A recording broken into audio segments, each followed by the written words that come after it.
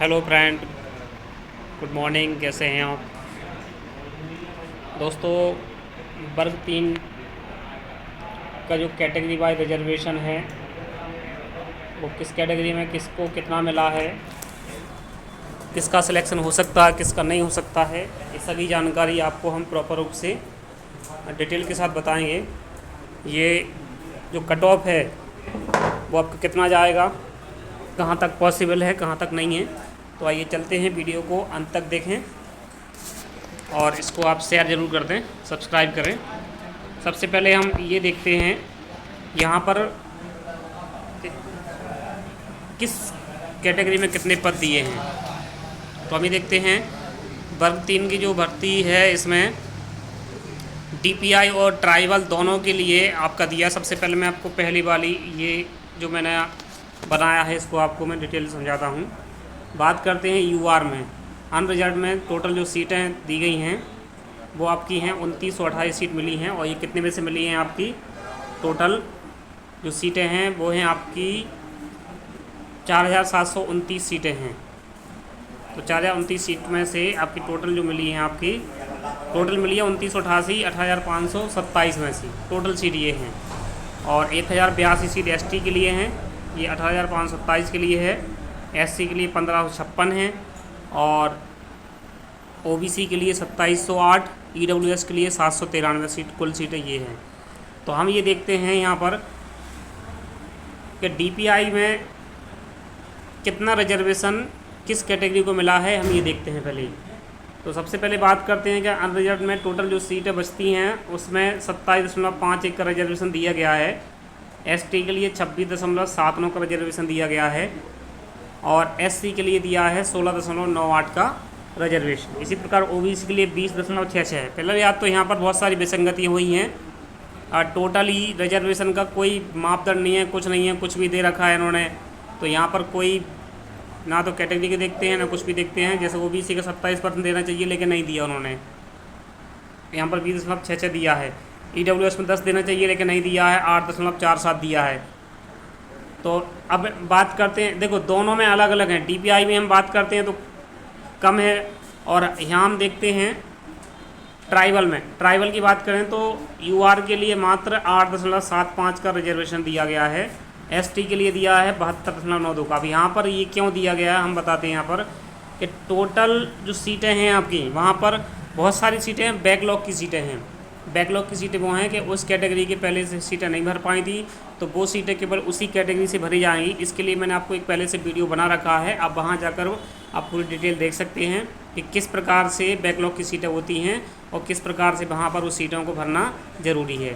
तो यहाँ पर हम देखते हैं कि टोटल आपके 72.92 का आपका रजिस्ट्रेशन दिया है ट्राइबल में एसटी के लिए, क्योंकि एसटी बाहुल्य क्षेत्र होता है, वहाँ पर उन्हीं के स्कूल होते हैं, तो वहाँ पर ये देना ज़रूरी है। अब एससी की बात करते तो यहाँ पर वो ठीक है जितना मिलना चाहिए 16% वो नहीं दिया है, मात्र 6.26 दिया है। ओबीसी के लिए 10% दिया है, 10.5% दिया है और ईडब्ल्यूएस के लिए मात्र 1% दिया गया है आप ट्राइबल में। अब यहाँ ओवरऑल देख लेते हैं कि कितनी सीट रिजर्व हुई हैं। तो ये बोल टोटल यूआर के लिए सीटें जो मिली हैं 100 में से जो सीटें जितनी सीटें हैं उसमें से कितनी सीटें मिली हैं? 16.12 सीटें आपको मिल पाई हैं यूआर के लिए। और एसटी के लिए देखा जाए दोनों में मिला के लगभग 50% से ऊपर केवल एसटी के लिए दिया है, यह 54.41 का प्रतिशत दिया है। एससी के लिए 10.55, ओबीसी के लिए आपका दिया है 14.61 और ओबीसी का ईडब्ल्यूएस का दिया है 4.28। तो इस प्रकार का ये सीटों का बंटवारा किया गया है। यहाँ पर सारे नियमों की धज्जियाँ उड़ाई गई हैं, आपका कोई भी नियम कुछ भी यहाँ पर फॉलो नहीं किया गया है। अब हम चलते हैं कि आपकी रैंक कितनी है, क्या आपका सिलेक्शन होगा, ये सारी जानकारी आपको हम बताते हैं। सबसे पहले हम बात करते हैं, देखो ये मैंने पहले बता चुका हूँ कि आपकी सीटें किस डिपार्टमेंट में कितनी आपको मिली हैं। और डीपीआई में यूआर के लिए 2016 हैं, एसटी के लिए 1989 हैं, एससी के लिए 1261 हैं, ओबीसी के 1534 हैं, ईडब्ल्यूएस की 629 हैं। इसी प्रकार ट्राइबल में 8093 सीट आपकी एसटी के लिए हैं, 972 यूआर के लिए हैं, 695 एससी है, 1174 ओबीसी है और 164 है ईडब्ल्यूएस।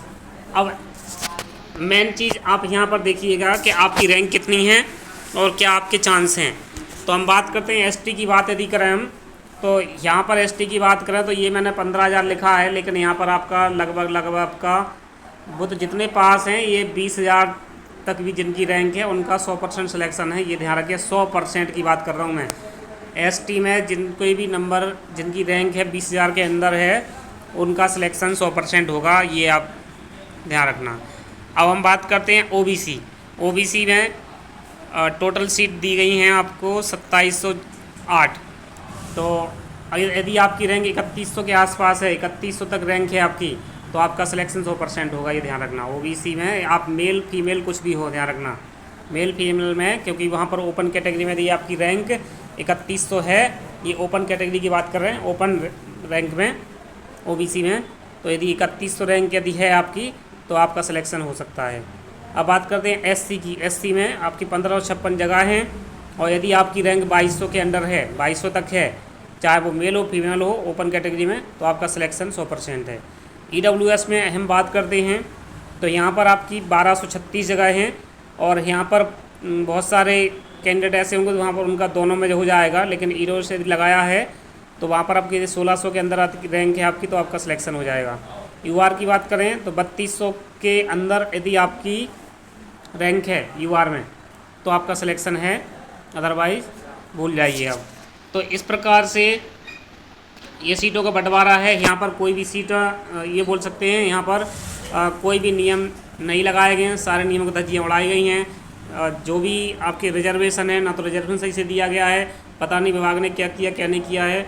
तो आप सबसे पहले प्रोटेस्ट के लिए आप ध्यान रखें कि जो 51,000 के लिए हमारा जो प्रोटेस्ट चल रहा है, 21,000 पोस्ट यदि बढ़ती हैं तो लगभग बहुत सारे कैंडिडेट इस कैटेगरी में आ जाएंगे, और लगभग सबको जॉब मिलने की संभावना हो जाएगी जिनके पासिंग मार्क्स हैं या जिन्होंने थोड़ी मेहनत की थी उनके लिए।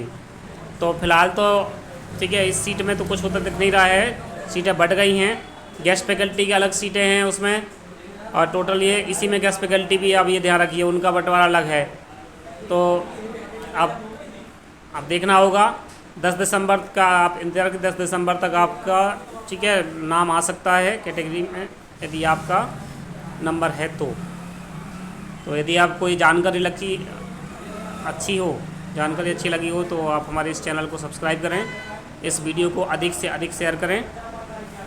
धन्यवाद।